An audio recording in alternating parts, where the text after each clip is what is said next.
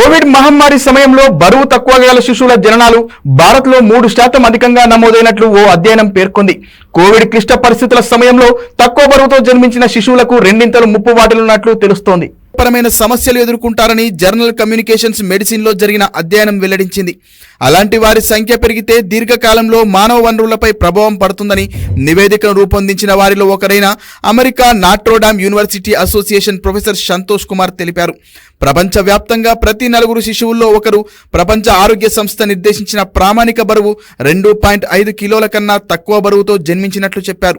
వీరిలో 95% మంది పిల్లలు తక్కువ మధ్య ఆదాయాలు కలిగిన దేశాలకు చెందిన వారిగా గుర్తించినట్లు పేర్కొన్నారు.